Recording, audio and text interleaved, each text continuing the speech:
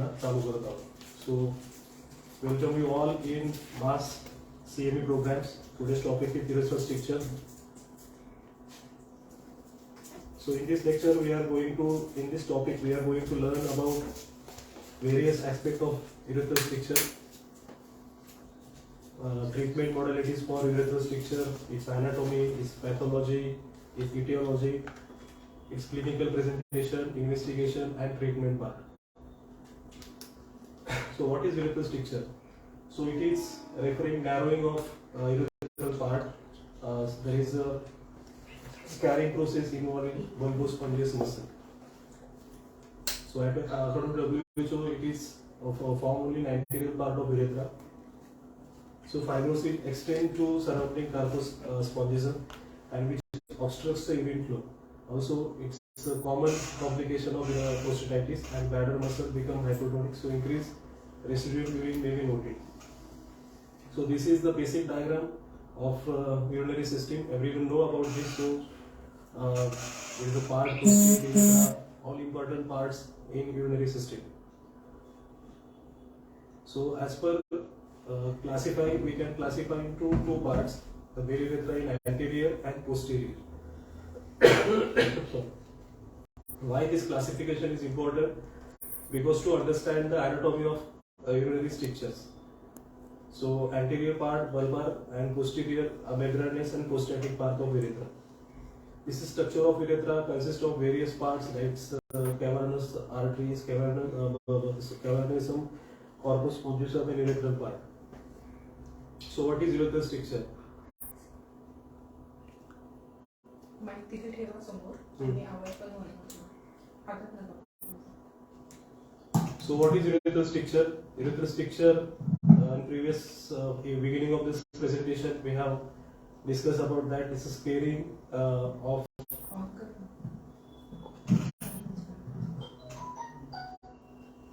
it's a scarring process and narrowing of the lumen of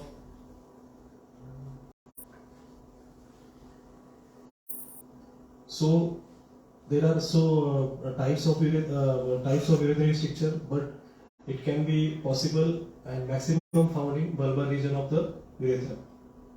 So we can learn in this slide anatomy of the urinary strictures. There are so many stages. As per this A fold, we can say mucosal fold, and this is the beginning of the urinary stricture. Second is iris constriction, and then there is a full thickness and involvement of urinary strictures.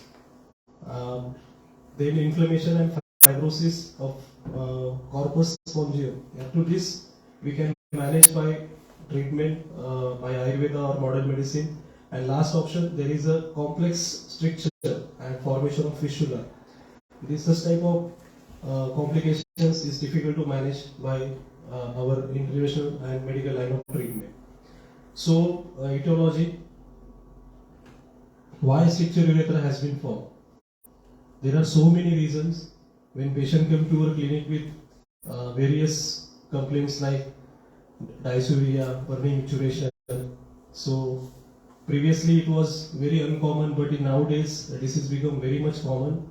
And in this whole presentation, we are deals with only male urethral stricture because it's 90% commonly found in male patients only. In female patient, it's rarely found because male urethra is larger than female, and we have common urogenital tract. So what are the reasons? First is trauma. Due to any external injury or internal injury, urethral stricture may be formed. There may be inflammation or infection, and in next slide this is the slide for external injury. So because of this, the stricture may form. Inflammatory, in this there are so many infections like urinary infection, like sexually transmitted diseases, HPV, HIV.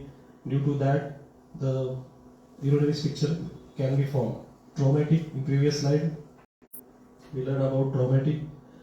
Heterogenic, because of suprapubic catheterization, because of any type of catheterization, any surgical procedures, like prostate surgery or KVB treatments. Because of that, their complication will be stricture urethra can be formed. Congenital, it can be inherited since birth, so it's very uncommon. But so, which type of symptoms of urinary stricture? A patient having difficulty in urine, burning micturition, uh, retention of urine may be there. These are the three major clinical symptoms. Renal failure, staying of urine are uncommon. So their main symptom is obstruction of urine. Because of obstruction, all associated symptoms are found, like pain, burning, strangulation, dribbling micturition. All these symptoms because of this obstruction. Post-vital debris. There may be some residue after urination in the bladder. So, what are the basic investigations required to diagnose this case? We have to do the urine analysis. By urine analysis, we can predict any type of infection. We have to do if the required culture sensitivity test for urine, serum urea, serum creatinine to involvement of kidney diseases. Basic test is uroflowmetry. So uroflowmetry test, in next slide we will going to study about further uroflowmetry, radiography and USG of abdomen. So uroflowmetry, we have to check the flow of urine, and this test can be done as only urology center, like basic center like our Panchakarma clinic or Ayurveda practitioner. We cannot do this test, it required a basic setup.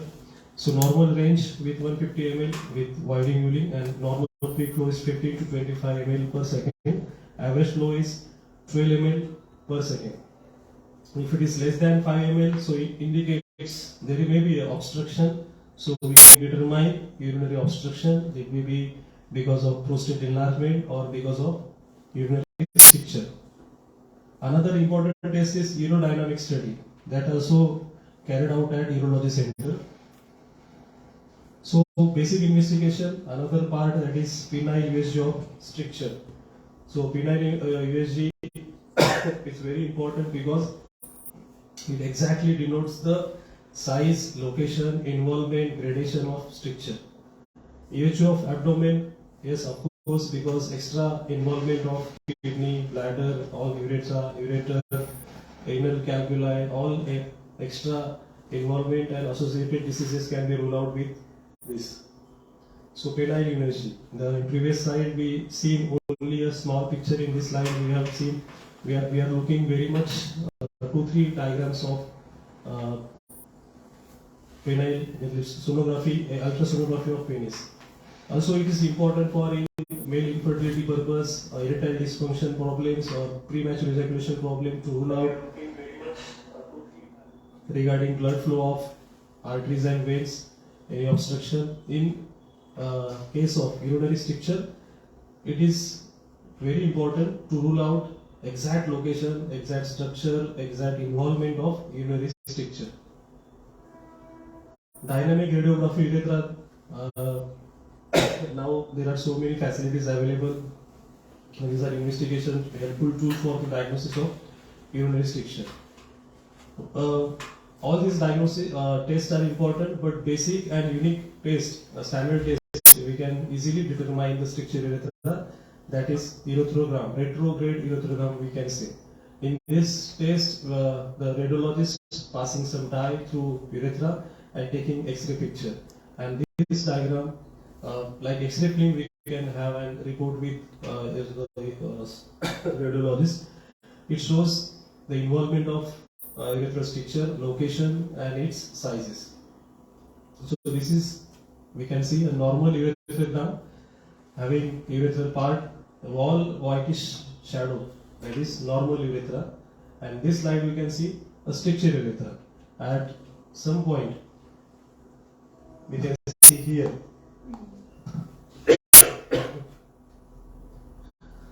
urethroskopy. Of course, this can be done by urologist itself, urosurgeon. It's one award diagram. We can say it's normal urethroskopy, and the narrowing of lumen we can understand it is abnormal picture. So treatment. In this slide we are not discussing detail, although we are not urologists, we are Ayurveda physicians. So just introduction purpose, we are telling this.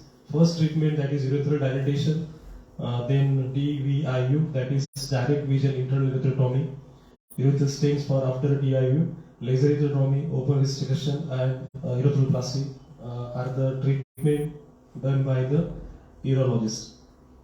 So they are doing treatment based on their knowledge and their skill. Then why need of Ayurveda?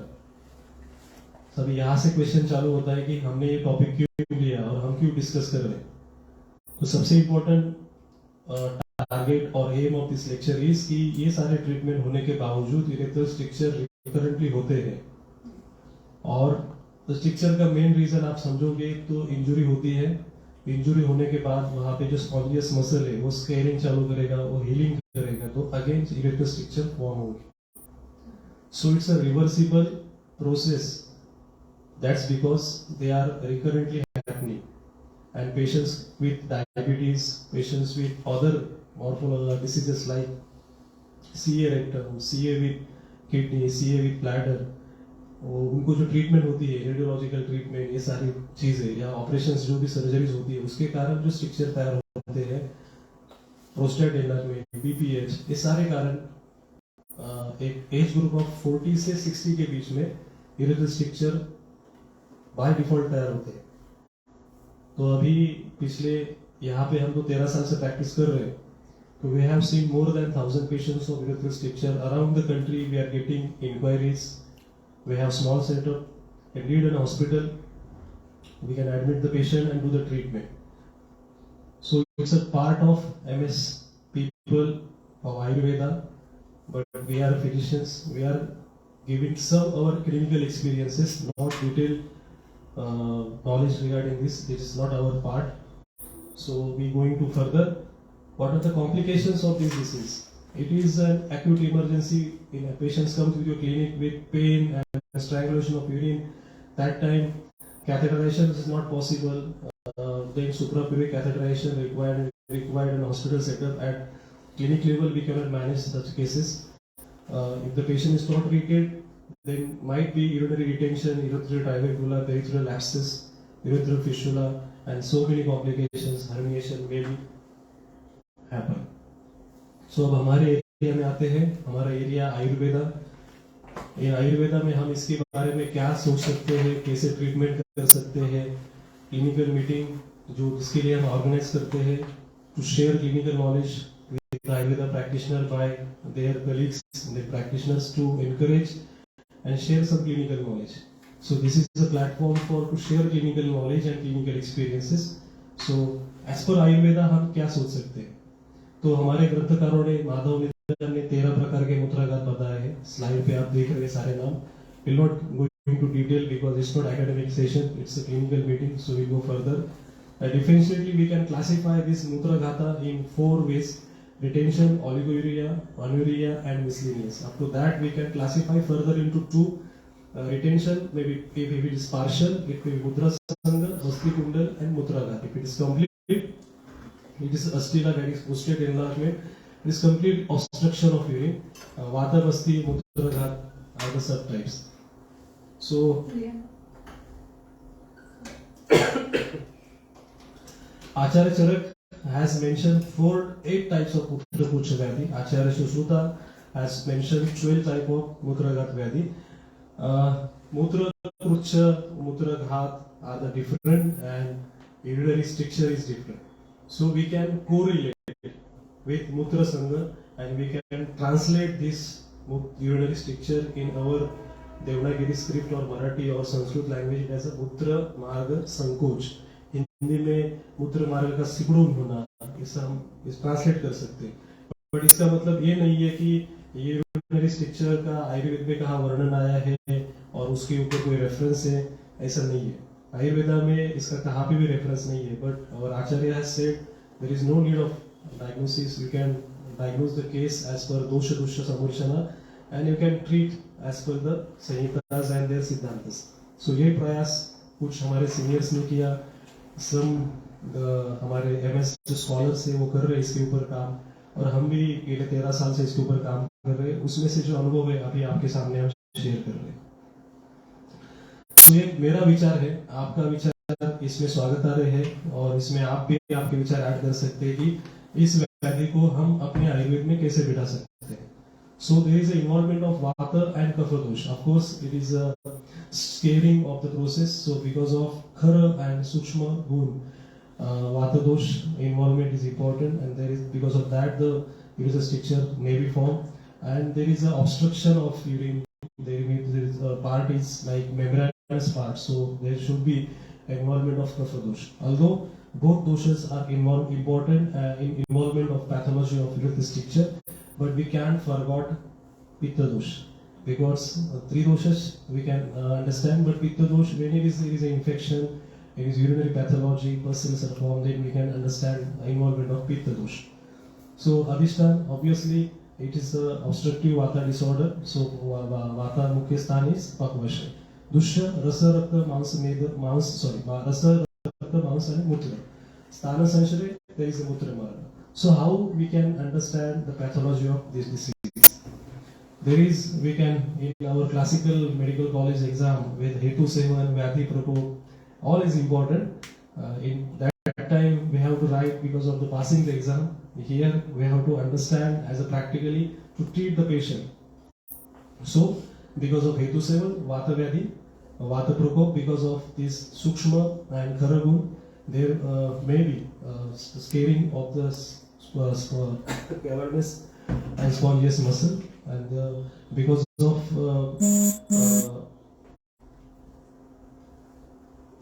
increase in kapha dosha, srotorod, that's urethral stricture may be formed. So this is the basic thinking behind the formation of pathology of urethral stricture. Now to come with clinical case discussion, it's an important part of our clinical meeting sessions. So case studies. The first case, a 32-year-old man came with from Kalyan to our clinic, having no any comorbidities like hypertension, diabetes. He has history of pain in genital regions since 1 year with burning intubation and poor stream of urine since last 1 month, and is suffering from retention of urine, and there may be fever occasionally. And as urologist advised him to do self-catheterization once daily since 3 months. After doing surgical procedures, all urologists advise to their patients to do self-catheterization.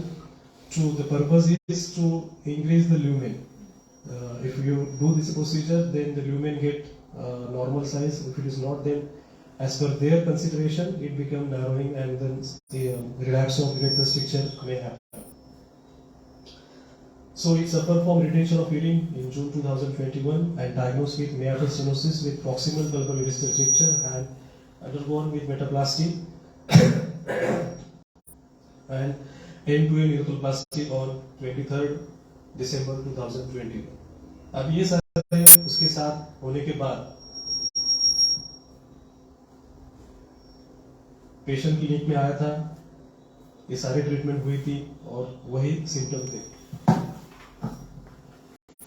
तो आयुर्वेद के सामने अगर ऐसे patient आते हैं तो हमारे सामने पहले 2 क्वेश्चंस आते हैं, ग्रंथ में कहा वर्णन किया है, क्या ट्रीटमेंट करेंगे, अगर मैं ट्रीटमेंट करता हूँ पेशेंट को रिलीफ मिलता है, बट इन इमरजेंसी पेशेंट का कॉल आता है, then how can I manage this case. तो ऑब्वियसली ये सारे प्रॉब्लम्स आ सकते हैं, बिकॉज ये डिसीज में हमारा रोल 100% नहीं है। ये पहले से आपको पेशेंट को काउंसिल करना पड़ेगा कि कौन से स्टेज में आप उसको ट्रीटमेंट कर सकते हो। So patient came with reference of another patient from Kalyan to Nehru and he underwent the treatment at here. The vitals were normal and investigations absolutely normal. There is no any findings, so we can take patient for treatment. His abdomen and pelvis report shows mild cystitis and he has bulbar urethral stricture with mild cystitis, and there is no post-residual urine in his bladder. When patient came to our clinic in something about April 2022, that time before came to treatment and interventional surgeries, the electrogram report we are showing on the screen. So इसने क्या विचार किया? तो स्रोतरोध के विचार करके सत्य विरेचन त्रिवृत्त लेह 30 ग्राम with 100 ml milk, तो उसे सत्य विरेचन से 6 to 7 वेग आए. ये वाता डिसऑर्डर है, इसका विचार करके अनुबंधों को दूर करने के लिए योग बस्ती started. Anuvasan with Mahanarayan Tel and Neuro with Dashmul Quad. And after that, Uttar Basti gold standard treatment for these diseases with Sahacharadi Telam. Patient came from long distance, so we advised to him, came after 5 to 6 days. Usually we advise 2 days or 1 day's gap for local patients. So after doing these treatments, some modal medications asymptomatic whenever required, like Goksharadi Gugu, Chandraprabhavati, was symptomatic medications also advised. The symptoms improvement we can see in this chart. The burning maturation after first sitting it was present, and जैसे sittings बढ़ते गए जैसे धीरे धीरे burning maturation में हमें उपशम मिलने में देखने को मिला. Stream of urine first time it was poor, then gradually it become good. And above frequency of maturation, staining of maturation, all the symptoms after doing 4 sitting of Uttar Basti absolutely subside. So it is a one experience regarding Shastra Abhighatach Janya Viruddha stricture Ayurvedic diagnosis. Some English word and some Sanskrit word we can say. So our role was to pacify the Vata dosh and Kapha dosh. By Uttar Basti it can happen. So इसके detail में हम आगे जब हमारा ये conclude होगा session, तो इसका जो कार्य कारण भाव है उसके ऊपर हम चर्चा करेंगे. So come to the next case. A 69-year-old man came from Borivali having complete difficulty in maturation, increased frequency and burning saturation. A patient was old man and has to travel from Borivali to Nellore almost 3 hours per day. It was difficult to have to come here for treatment. We have advised him to go for local doctor and you can take treatment here, but patient not accepting this advice, he want to start treatment here itself. So it was a patient as you can see on slide, there is a surgical history. Patient having BPH, and BPH, the operation of the BPH taken place in July 2021. After discharge, 20 to 50 or 20 days, patient again started the same complaint. That time the treatment was done on the screen, that taking decision in October 2021. Patient don't having diabetes and hypertension, so it was good for our treatment criteria, and his reotrometry was 19.6 per ml per second. Post refractive volume 187 ml and retrogram shows erythrospasm, complete stricture. अभी यहाँ पे हम देखेंगे तो जो BPH का surgery हुआ है उसके कारण जो स्ट्रक्चर हुआ है तो कंप्लीट इन्वॉल्वमेंट है यहाँ पे, और पेशेंट का एज भी ज्यादा है. So blood parameters were normal, investigations RGU shows complete urethral structure, and blood sugar, sonography, other reports were normal. So we can able to the treatment for this patient. We started here Tila Tel, Murchit Tila Tel, Yavakshar, Uttar Basti for alternate days for starting phase, and then we start on Saturday, Sunday itself because patient coming from long distance, also with some treatment like Chandraprabhavati, Goksharadi Gugu. So after doing this treatment, reduction in frequency of maturation. Before treatment, maturation was after half an hour, and after doing Uttar Basti and some medications, frequency reduced to 7 to 8 times a day. No burning maturation after this treatment, no pain during maturation. These are the classical findings as per the given by the patient. As clinical practice, we cannot send patient frequently for investigations. In hospital setup or urologist, the papers at clinical level, patients ज़्यादा investigation के लिए तैयार होते नहीं है. जितने investigations हमारे सामने आते हैं उसके ऊपर और clinical finding के विचार करके हमें ट्रीटमेंट करनी पड़ती है.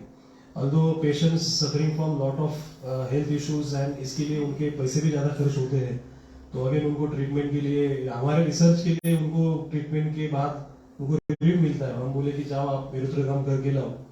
तो इस केसेस में पेशेंट तैयार नहीं होते हैं, but some patients are helpful in this patients we have, वो रिपोर्ट हमने प्राप्त की है ताकि हम आगे उसको शेयर कर सके। तो ये पिक्चर था जिसमें बिफोर ट्रीटमेंट और आफ्टर ट्रीटमेंट के सामने जो फोटोग्राफ से व्हाट्सएप पे फोटो आया था उसको अभी ये करना पड़ा पेशेंट से।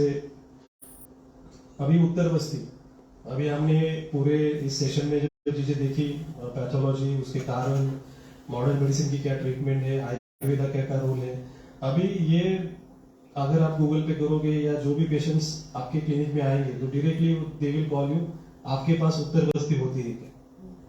तो इतना सारा इसके बारे में अवेयरनेस हुआ है।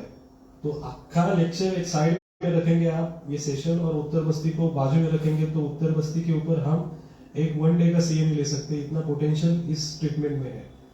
Uttar basti in genitourinary problem, in females, in infertility, and uttar basti in urology are the different. तो उत्तर बस्ती क्यों करते हैं, उससे क्या फायदा होता है, ये सारे सवाल आपके दिमाग में आए होंगे कि ये तो अलग ट्रीटमेंट से इतने सारे स्कोप तैयार हुए हैं, इतने सारे प्रोसीजर से, खाली इस ट्रीटमेंट से कैसे फायदा होता है पेशेंट को और कितने हद तक होता है। अभी मैं जो विचार रख रहा हूँ इसका कंक्लूजन में सारी चीजें बताऊंगा कि क्या पॉसिबल है, क्या पॉसिबल नहीं है। सो एज आयुर्वेदाचार्य हम कभी ही ट्रैक में बात करेंगे, ट्रैक के बाहर की बातें नहीं करेंगे। जो भी हमारे पास इंफॉर्मेशन आती है, आइदर आप्तोदश रिसर्च पेपर और we should know it by samhita reference. So uttar basti का अच्छा रेफरेंस सुश्रुत उत्तर स्थान में आया है, सेम एज इट इज चरक सिद्धि स्थान। श्लोक पढ़ने में ज्यादा समय न करके हम आगे जाते हैं। So what are the parameters for selection of patient for uttar basti? Yes, obviously we can do in male as well as female patients. In female patients, some age criteria are there as medical legal concern. Hope you could understand what I am saying. Patient well diagnosed with after clinical examination, radiological examination, and laboratory investigation are the basic criteria. Consent important and patient's willingness is important. Patient विषयवश असेल तरच आपण उपचार यामध्ये करू शकतो. ह्या basic 3 गोष्टी आहेत. सगळ्यात महत्वाचं आहे की आमचे मास्तर आम्हाला नेहमी शिकवायचे, तुम्हाला काय बरं करता येतं हे तर महत्वाचं आहे, त्यापेक्षा तुम्हाला काय बरं करता येत नाही हे खूप महत्वाचं आहे. So parameters of rejection of this patient, कौन से पेशेंट में हम उत्तर बस्ती ट्रीटमेंट नहीं कर सकते, ये हमें देखना चाहिए. आयुर्वेद खूप महान है, उसमें सब होता है, कोई साइड इफेक्ट नहीं है.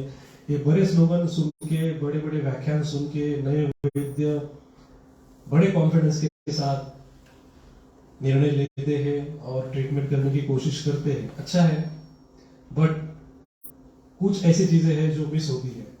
तो ये काफी इंपॉर्टेंट है कि अगर हम उसको मिस करते हैं तो कावळात बसायला आणि फांदी तुटायला वेळ लागत नाही. यहाँ पे हॉल में काफी सीनियर प्रैक्टिशनर्स बैठे हैं, उनको इसमें एक्सपीरियंस है. पंचकर्म के विशेष वैद्य बैठे हैं, उनके सामने में पंचकर्म के उत्तर बस्ती के बारे में बात कर रहा हूँ.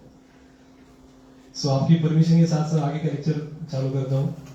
So with acute urinary track infection, in this infection we can not do the uttar basti treatment because we are spreading this infection through internal urinary system. तो जो चीज ठीक होनी चाहिए वो होगी नहीं और उसमें आपको ही ब्लेम आएगा. If patient came to the modern doctor and then आपका चमत्कार उद्धार सब हो जाएगा. इससे अच्छा है कि पहले यूरिनरी ट्रैक इन्फेक्शन की अगर हम ट्रीटमेंट करते हैं और पेशेंट को सिम्टम्स नहीं है और then we can do the treatment. Of course, a diabetic patient in type 2 diabetes there is no any problem, but sugar blood sugar has to be controlled. अगर ब्लड शुगर रेज है more than 250 के ऊपर या 300 के ऊपर, then आप chance मत लीजिए. As pre-operative procedure for any surgery, the basic criteria for this treatment also in Panchakarma, we should not ignore these basic things.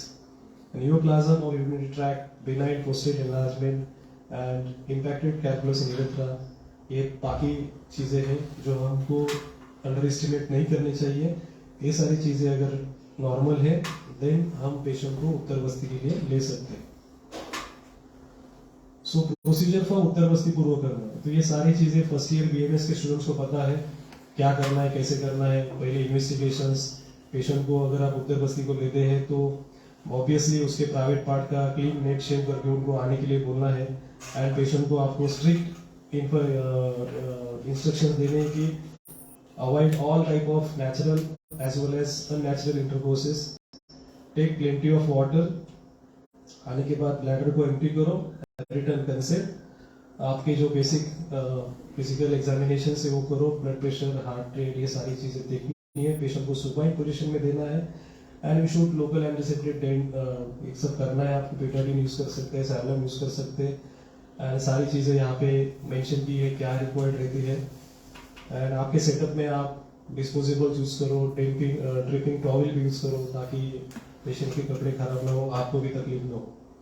So basic materials are तिल तेल, मूर्छित तिल तेल और घृतम। As per the medical condition you can select tailam as well as ghritam. Kshar you can use maximum 125 milligram Sangam Lavan, disposable syringe, surgical gloves, hospice, sponge holding forceps and disposable bedsheet and draping towel. Of course, a Panchakarma table not mentioned on slide. It is basic and mandatory because that we cannot do the treatment. और ये जो बताया हमने इधर गए, हाँ, fumigation room का करना है नहीं करना है that ups to you. If you have good setup please maintain good hygiene and if possible do the fumigation. These are the basic things required for uttar basti treatment. Drugs for uttar बस्ती, अभी practitioner लोग जो Facebook पे online रहेंगे definitely slide का photo लेंगे कि sir आप बता रहे सब कि लेकिन ड्रग क्या यूज करने हैं। हाँ, तो ड्रग यूज करने के लिए आयुर्वेद में तो कोई मर्यादा नहीं है, सारे ड्रग यूज कर सकते हैं। तिल तेल का हमने नाम लिया before the starting this session. 4-5 मुझे प्रॅक्टिशनर हमारे जो सिनियर्स है और मेरे कलिग्स है उनके फोन आए, सर तुम्ही उद्या नक्की काय सांगणार आहात, कोणतं औषध सांगणार आहात, आम्ही तर क्षारतेल वापरतोय, हे सगळं करतोय, पेशंट रिलॅक्स होत आहेत, मग एक्झॅक्टली याच्यामध्ये तुम्हाला नक्की काय सांगणार आहात। मग ठीक है उद्या बोलूया आपण त्याच्यावर। तर बेसिकली ये सेशन नेशनल लेवल पे फेसबुक पे लाइव है, इसके लिए हिंदी में बात करना पड़ता है, या अगर मराठी में बात कर रहा हो तो extremely sorry all viewers on Facebook from national India. So selection of drug depends upon medical condition and availability in your clinic. Basic formula you can select apamarka क्षार तेल, you can select क्षार कासिरati तेल, you can select क्षार तेल also। Sarchirati तेल easiest because it is we can use in the rest of the patient for anovulatory cycle, PCOS, सारे वात व्याधि के लिए हमारे क्लिनिक में सरचराती तेल रहता ही है। Mahanarayan tel also good option. You can panchatikta ghrit, यहाँ पे एक नया नाम दिख रहा होगा कि पंचतिक्त घृत का क्या रोल है, आगे बताता हूँ। शुद्ध बाला तेल, सैंधव एंड मधु। अब ये मधु तो हम दूसरे बस्ती में यूज करते हैं, यहाँ पे इसका क्या रोल है, सो आगे बोलते हैं इसके बारे में। ये कुछ पिक्चर्स है, इस पे वो हम ज्यादा नहीं बता सकते, फेसबुक लाइव पे वीडियो फेसबुक हमारे मार्क जुगेंद्र बंद करेंगे, तो आगे जाता हूँ। पश्चात कर्म, after going uttar basti patient has to be lying down for same position 50 to 20 minutes। Usually हमारे क्लिनिक में दूर से ही पेशेंट आते हैं, तो पेशेंट को ही जाने की ये रहती है घाई, और आपको भी दूसरा पेशेंट करने के लिए आपके सेटअप में ज्यादा पेशेंट होने चाहिए धन्वंतरी के आशीर्वाद से। बट यहाँ पे इम्पोर्टेंट क्या है कि आप वात दोष की ट्रीटमेंट कर रहे हैं, चलो वृक्षरोग के बारे में बात कर रहे हैं, और आप इसे घाई में करोगे तो प्रॉब्लम होगे। तो पेशेंट को वहां पे सुने दीजिए और पैकिंग कीजिए। पेनियल की जो है क्लैंपिंग आप हॉस्पिस से बैंडेज से पैक करके रखेंगे तो उसमें क्या होगा कि यूरिन बाहर आएगा तो भी कंट्रोल रहेगा। वहां पे आपका ऑयल या कृतम रहना चाहिए, इसके लिए उसको पैकिंग करना बहुत जरूरी है। And of course after procedure please check the blood pressure, pulse, everything. तो कई पेशेंट को सेंसिटिव रहते हैं, दिखने में हड्डे कट्टे होते हैं, पर जब उनको जस्ट कैथेटर पुश करने की कोशिश करते हैं तो उनको डर लगता है, तो सम फियर फैक्टर, तो वहाँ पे काउंसलिंग काफी इंपॉर्टेंट है। Before this slides I have already spoken about this कि पेशेंट को पानी ज्यादा पीने के लिए बात करना और स्पाइसी मसालेदार चीजें खाने के लिए मना करना। यूरिन का आता है after Uttar Basti at least 1 to our urine को कंट्रोल करना है। उसके बाद जब यूरिन आती है तो वेग धारण नहीं करना है, ये उनको बताना है। And this procedure has to be repeated. एक उत्तरपस्ती होगी, कोई चमत्कार तो होने वाला नहीं है। पेशेंट की मेडिकल कंडीशन क्या है, उसके स्ट्रक्चर की पोजीशंस क्या है और कितनी इन्वॉल्वमेंट है, पार्शियल है, कंप्लीट है, कहाँ पे है, इस हिसाब से आप पेशेंट को उत्तरपस्ती के session as per your clinical knowledge आप कर सकते हैं। यूजुअली पूरे भारत में 4 सेशंस 8 सेशंस लोग करते हैं एंड कोई केसेस में महीने में 1 सेशंस उनके हिसाब से वो प्लान करते हैं as per the medical requirement condition. So mode of action, अब ये हो गया दिमाग वाली बात, पदार्थ विज्ञान, तर्कशास्त्र। आपने बताया, सब सुना हमने, स्टोरी बताई सारी, ट्रेन पकड़ी, भाग के गया, आया, पेशेंट ठीक हुआ, बट काम कैसे करते हैं डॉक्टर साहब वो बताइए, बराबर। तो ये बहुत इंपॉर्टेंट है। पूरे प्रेजेंटेशन का लास्ट का जो स्लाइड है काफी इंपॉर्टेंट, बिकॉज एक्शन कैसे होती है। तो आप तो सारे आयुर्वेद पढ़े हैं, यहाँ पे जो उपस्थित वैद्य है और जो फेसबुक लाइव में भी है, कि बेसिक है कि वातदोष की ट्रीटमेंट कर रहे हैं, तो वहां पे हमें जो तेल बताया स्नेह, तो बेसिक स्नेह हमारे सारे प्रिपरेशन में तिल ही है। तो मूर्छित तेल के जो भी मेडिसिन बनाते हैं हम, उसके जो गुणधर्म है, तो बेसिक तिल का गुणधर्म क्या है, तो इट्स एंटीऑक्सीडेंट, एंटीबैक्टीरियल, तीक्ष्ण, उष्ण, व्यवहारी, विकासी गुण है। तो उसके कारण वहां पे क्षरण क्रिया होना और स्ट्रक्चर को रिपेयर करने के लिए, ओपन करने के लिए तेल बेसिकली काम करता है। सो शोधन कर्म से obstruction of channels, the repairment possible. मधु, अभी मधु तो बस्ती में यूज करते हैं, जो हम लोग दूसरी बस्ती यूज करते हैं, यहाँ पे उसका क्या रोल है, तो basically fight against bacteria and viruses and it initiates the healthy growth of tissue, जो वहाँ पे स्केलिंग होता है उसको हील करने के लिए हेल्पफुल है। सेंड आउट, अल्कलिनिटी, यूरिन की जो एसिडिटी बढ़ती है, ये सारे केसेस में हीलिंग एंड सर्कुलेशन को इम्प्रूव करने के लिए, टॉक्सिस को रिमूव कर डिटॉक्सिफाई करने के लिए सेंधव का रोल इंपॉर्टेंट है। क्षार तेल के बस्ती बहुत सारे प्रैक्टिशनर यूज करते हैं, तो ऑफकोर्स वहां पे वात और कफ दोष की इन्वॉल्वमेंट है, तो छेदन भेदन कर्म क्षार से ही होगा, तो त्रिदोष में है, इसके लिए क्षार का इन्वॉल्वमेंट यहाँ पे इंपॉर्टेंट है। So moral of the story और ये सब का समरी क्या बात कर सकते हैं हम लोग, ऑल दिस गुण it reduces the fibrosis stricture part of urethra, hence the stricture urethra can be managed by उत्तरबस्ती।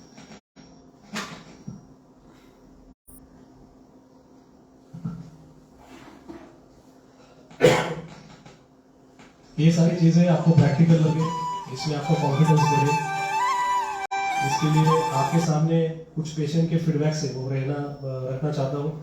इसमें कोई ऐसा नहीं है कि हम मार्केटिंग की कोशिश कर रहे हैं, कुछ बता रहे हैं, ऐसा नहीं है। एक कॉन्फिडेंस बिल्डअप होने के लिए एग्जैक्टली पेशेंट की भाषा में ये डिसीज क्या है, कैसे होता है और वो क्या सफर करते हैं।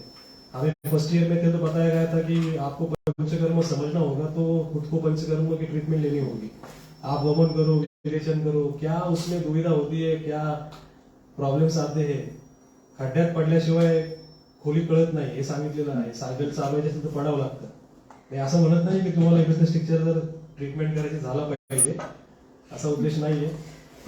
सो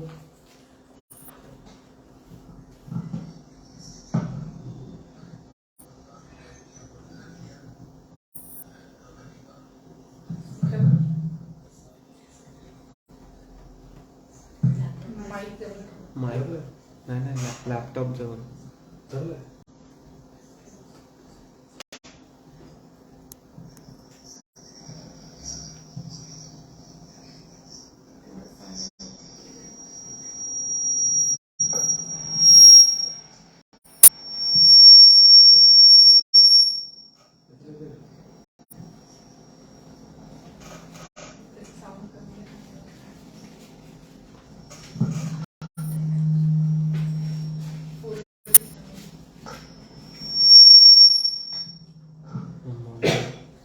अभी पेशेंट का आवाज टेक्निकली प्रॉब्लम शायद से हो रहे हैं।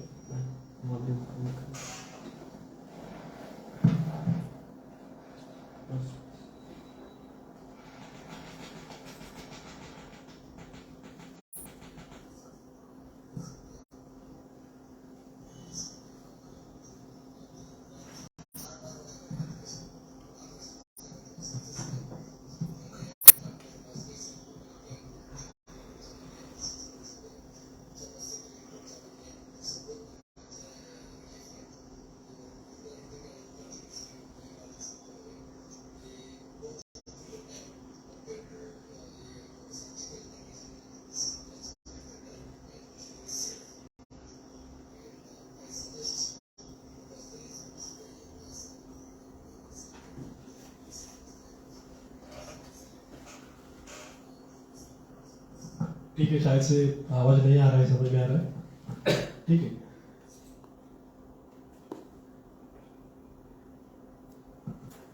तो ये लास्ट डायग्राम देख रहे हैं हम लोग। तो यहाँ पे हमारा role should be a, diagram a हमारा रोल है, बी सी डी ये हमारा रोल नहीं है। तो आपने सारे वैद्य ने फेसबुक लाइव में और एट प्रेजेंट यहाँ पे नेहरू हमारा जो क्लिनिक है यहाँ पे जो हम ये लेक्चर सीएमई ऑर्गेनाइज किए थे, सबने ये शांत चित्त सुना, उसके लिए आपका सबका धन्यवाद। तो बिफोर कंक्लूडिंग दिस सेशन आपके सामने कुछ विचार रखने का प्रयास करता हूँ। तो ये जो डिसीज है urethral structure, it comes under urology branch. इसको ट्रीटमेंट करने वाले बेसिकली दो डॉक्टर्स है, एक तो मॉडर्न न्यूरोलॉजिस्ट है और हमारा आयुर्वेदा के जो जिन्होंने एमएस शल्य किया है वो उन लोगों का अधिकार है।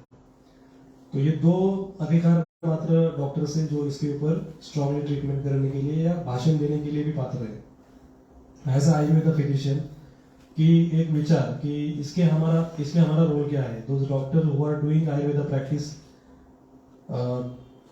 दे आर बीएमएस और विद पीजी और क्लिनिकल और नॉन क्लिनिकल एनी सब्जेक्ट। तो सबके बारे में विचार करके मैं ये विचार रखता हूँ कि यूरेथ्रल स्ट्रक्चर एक जटिल समस्या है, इसको उपचार करने के लिए काफी दुविधा भी है और इसमें हमारा रोल एक वी कैन से कि काफी अल्प है, बट अल्प रोल बहुत मात्रा के भी हम इसमें ज्यादा उपशय भी दे सकते हैं।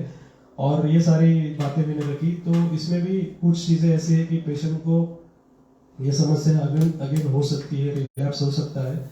तो पेशेंट को वैसे आपको पहले गाइड करना है, बट इतना इसमें एज पर मेरे सामने जो अनुभव आया कि जो रिकरेंट डायलिटेशन करने की प्रक्रिया होती है या रिकरेंट जो ट्रीटमेंट मॉडर्न मेडिसिन की करने की प्रक्रिया है, उसमें फ्रीक्वेंसी में कमी लाने के लिए ये ट्रीटमेंट उपयुक्त है।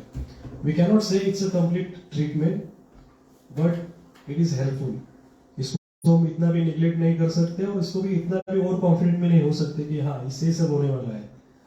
तो ये दो चीजें इंपॉर्टेंट है और होपफुली कि अगर हम सोसाइटी के सामने बाय आयुर्वेदा कुछ अच्छा कर सकते हैं तो डेफिनेटली ये अभी अनफॉर्चुनेटली टेक्निकल एरर से आपके सामने पेशेंट के फीडबैक सुनने को नहीं मिले होंगे, बट अगर आप जब पेशेंट देखते हो यूरेथ्रल स्ट्रक्चर के तो उनकी जो दुविधा रहती है काफी डिफिकल्ट होता है।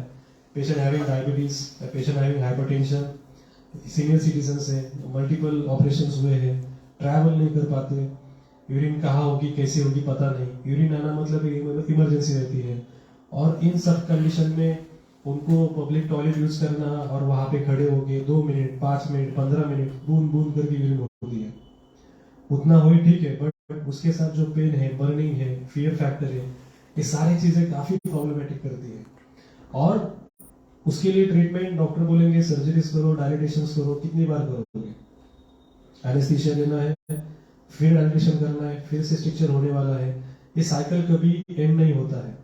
उसके कारण पेशेंट का मेंटल स्टेटस एंड ऑब्वियसली उसको फिजिकली भी काफी प्रॉब्लम्स होते हैं।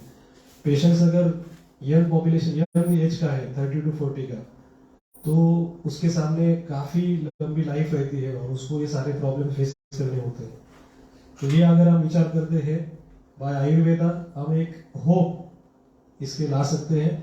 और फेसबुक लाइव सेशन में जितने भी लोग इसमें ज्वाइन है, यहाँ पे जो उपस्थित प्रैक्टिशनर्स हैं, तो उनके सामने मैं यही एक रिक्वेस्ट और अपील करता हूँ कि इसके ऊपर आप भी काम चालू कीजिए। इसमें और क्या काम होने उपयुक्त है, जो कंप्लीट यूरेथ्रल स्ट्रक्चर है उसके ऊपर हम क्या आगे जाके ट्रीटमेंट कर सकते हैं। सेकेंडरी जिसमें हमने पूरा ट्रीटमेंट किया, उत्तर बस्ती की मेडिसिन दिए, डाइट पेशेंट ने फॉलो किया, ये सारी चीजें होने के बाद जब उत्तर बस्ती की होने के बाद सच यूरेथ्रल स्ट्रक्चर आगे फिर से रिवर्स होते हैं, तो उसके बाद क्या ट्रीटमेंट करनी है, ये सारे सवाल है जिसके मैंने कुछ हद तक उत्तर देने की कोशिश की। तो अभी इसके जो आगे वाले सेशंस हम लोग सीएमएस करेंगे या हमारे जो कलीग्स हैं, तो उनसे मैं अपील करूंगा कि आप इसके ऊपर फोकस करो। और जो हमारे पीजी स्कॉलर्स हैं जो कॉलेज में एजुकेशन ले रहे हैं या those who are pass out with MS Shalya, मैं उनसे भी रिक्वेस्ट करूंगा कि डेफिनेटली इसके ऊपर रिसर्च कीजिए, क्योंकि हम सीएमई प्रोग्राम 2023 का चालू करने वाले थे। We have so much less time और लेक्चर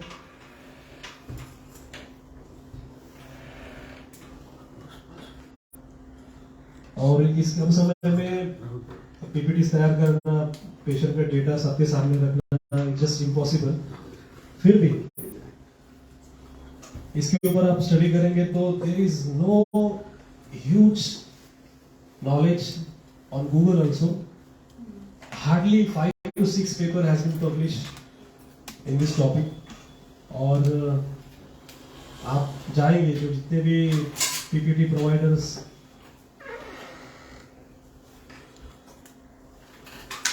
साइट्स है उसके ऊपर भी इसकी जो पीपीटी है, आयुर्वेदा की एक भी पीपीटी नहीं है। तो सोचिए आपकी इसके ऊपर प्रेजेंटेशन बनाना, डेटा प्रेजेंट करना और जो चीज हमारे साइंस में वर्णन नहीं है उसके सामने विचार रखना डिफिकल्ट है। As a practitioner level there are so many problems. So एक प्रयास था और इस प्रयास से हमने एक विचार रखा है। तो हम ये क्लेम नहीं कर रहे कि इससे ही पेशेंट ठीक होने वाले हैं, इट जस्ट एन एक्सपीरियंस। तो जितने स्कॉलर्स हैं and other practitioners please focus on this topic. और इसमें डेफिनेटली हम सोसाइटी को कुछ आगे नया विचार और कुछ हेल्प कर सकते हैं। तो आप सभी का धन्यवाद। Thank you, thanks a lot for listening and attending this session physically as well as online. Thanks a lot. उपस्थित वैद्यों को कोई सवाल रहेंगे तो आप पूछ सकते हैं। जितना मेरा नॉलेज है, एक्सपीरियंस है, मैं उत्तर देने की प्रयास करूंगा। और if I unable so extremely sorry. कोणाला काही प्रश्न विचारायचे असेल तर विचारा। ऑनलाईन घ्यायला थोडं अवघड आहे, ते कॉमेंट चेक करून प्रत्येकाला उत्तर द्यायला। तर तुम्ही उपस्थित आहात, तुमच्याकडून जर आले तर आपलं सेशन वेळेवर संपेल, कारण की फेसबुक लाईव्हला आय थिंक 55 मिनिटाची मर्यादा आहे। त्याच्यावर गेलं तर ऑटोमॅटिक बंद होऊन जाईल आपलं। काही महत्वाचे प्रश्न घ्या, आपल्याकडे वेळ कमी आहे। नंतर कॉल करतो, जरा सेम मीटिंग आहे।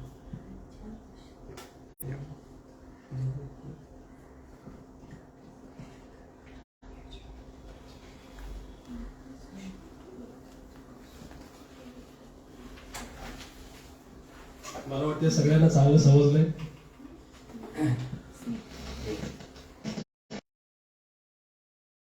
धन्यवाद सर।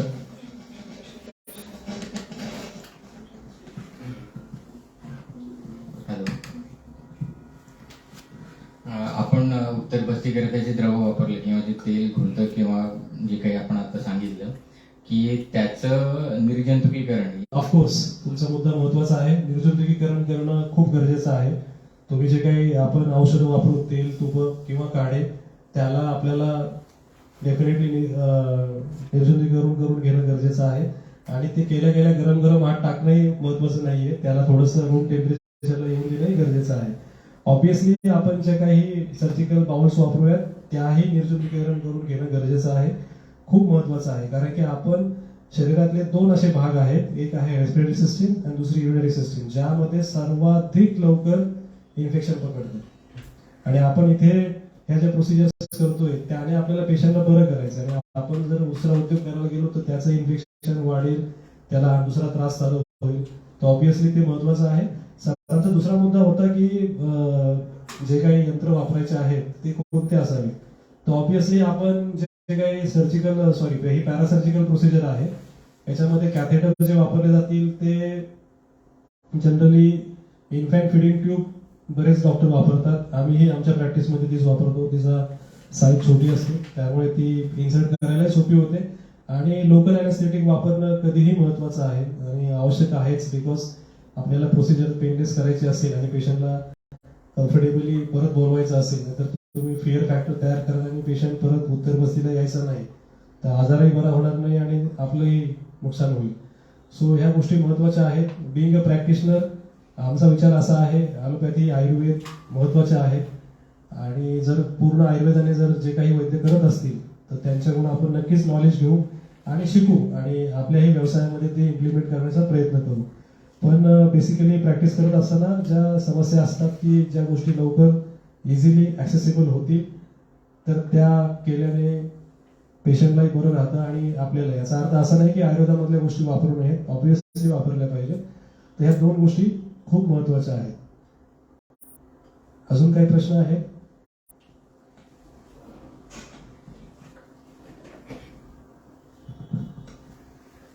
सर हिंदी किंवा इंग्लिश भाषा. उत्तर बस्ती जो प्रोसीजर हम करवाते हैं वो करवाते वक्त क्या प्रिकॉशन लेनी चाहिए, उत्तर बस्ती के वक्त कौन सी गलतियां हमसे नहीं होनी चाहिए, इसके बारे में आप थोड़ा बताइए. काफी प्रैक्टिकल प्रश्न है. तो बेसिकली जो बस्ती दाता के गुण बताए हैं हमारे शास्त्रकारों ने, वही यहाँ पे एप्लीकेबल है. आपके सामने पेशेंट है और आपको कितनी मात्रा में बस्ती देनी है. तो शुरुआत के समय में आप 5 ml से स्टार्ट कीजिए, क्योंकि उतना भी देंगे तो उतना ही 2 मिनट में बाहर आने वाला है. So you can increase up to 10 ml, 20 ml. 20 ml के बाद अगर देते हैं तो प्रैक्टिकली पेशेंट को यूरिन आती है और वो बस्ती को होल्ड नहीं कर पाता है. और ये सारे समय करते हुए आपको एक प्रिकॉशन सबसे ज्यादा महत्वपूर्ण है कि आपको जो इंसर्शन टाइम है, आप 20 ml, 40 ml, 10 ml जो भी सिरिंज यूज कर रहे हैं, तो प्रेशर ज्यादा मत दीजिए और फास्ट मत कीजिए, तो उससे तकलीफ होगी. आप स्लोली, आपके हिसाब से स्किलफुल प्रोसीजर है, इसके लिए कोई मेजरमेंट का मशीन तो नहीं है, बट स्लोली स्लोली स्लोली एक फॉरेन बॉडी हम पेशेंट के बॉडी में इंट्रोड्यूस कर रहे हैं. तो although it is organic, but जितना वेग से देंगे तो वात दोष बढ़ने वाला है. काफी स्लोली देंगे, दिन भर देते रहेंगे तो वो भी तकलीफ करने वाला है. तो एक ऑब्वियसली कि 10 to maximum 10 minutes time averagely required for the insertion of बस्ती द्रव्य. Thank you Nitin Patil sir, आप काफी अच्छे और प्रैक्टिकल सवाल पूछ रहे हैं, जिससे ये व्याख्यान में रंजकता आ रही है और उपस्थित जितने भी ऑनलाइन सेशन में डॉक्टर्स हैं उनको डेफिनेटली फायदा होगा. क्योंकि व्याख्यान या सीएमए में जो हम लोग प्रेजेंट करते हैं, फिर भी 100% नहीं प्रेजेंट हो पाता, कुछ चीजें रहती है. तो सवाल पूछते हैं तो उससे वो चीजें कंप्लीट होती है. और कोई क्वेश्चन है?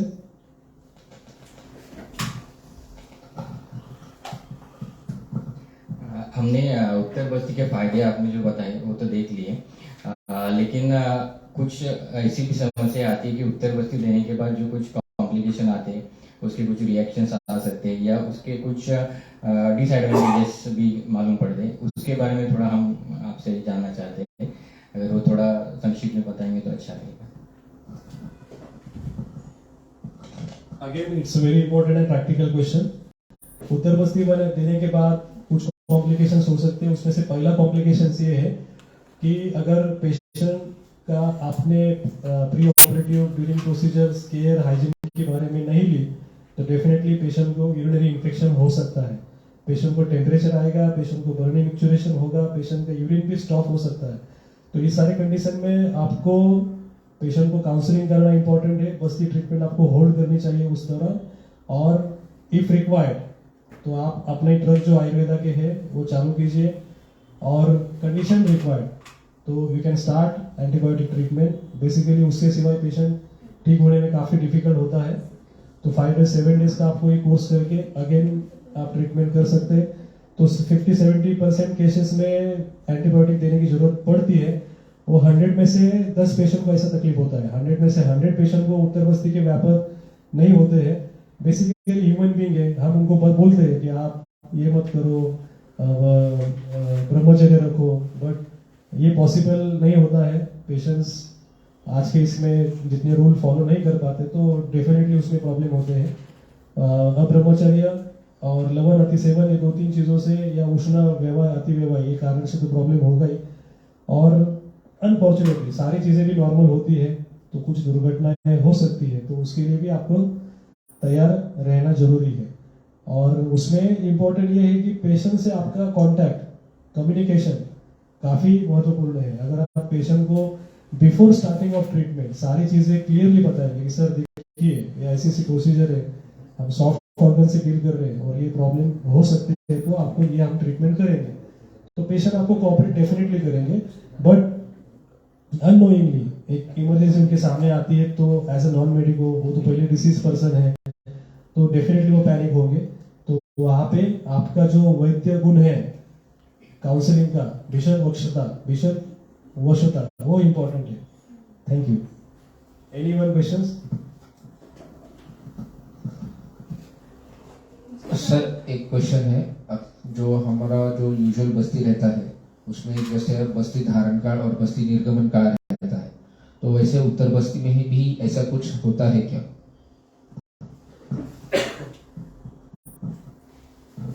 Again a practical question. Uttar basti का धारण कार्ड डिपेंड है पर्सन टू पर्सन.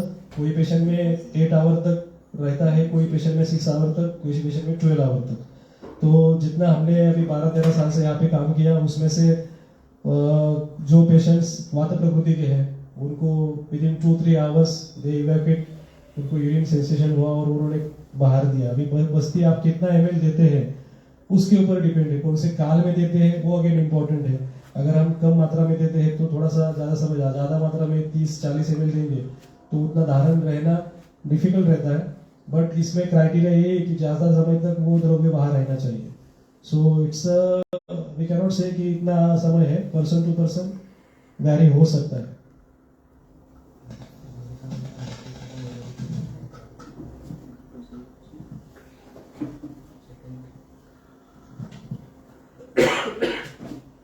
सर बस्ती निर्गमन के वजह से उदरशूल होने के चांसेस होते हैं क्या पेशेंट को?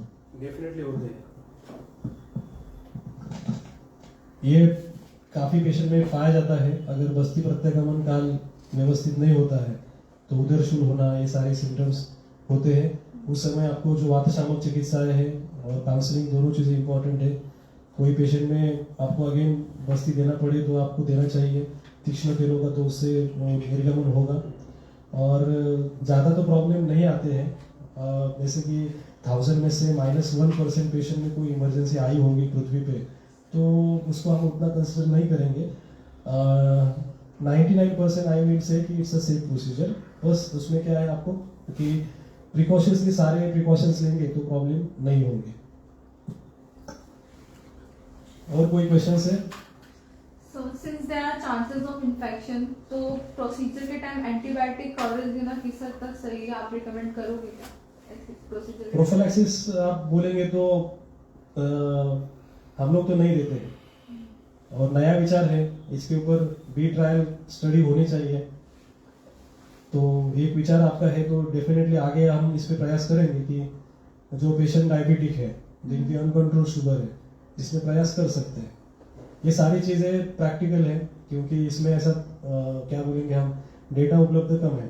तो जो चीज़ आप करोगे जिसके ऊपर जो रिजल्ट्स आएंगे उसके ऊपर ज़्यादा भाष्य हो सकता है. तो हमने अभी तक तो ऐसा ट्राई नहीं किया है. हम सेफ प्रैक्टिस मेजर से कॉम्प्लिकेशंस होने के बाद 30-40% विचार करते हैं एंटीबायोटिक देने का. बट 60-70% केसेस में जरूरत नहीं पड़ी है.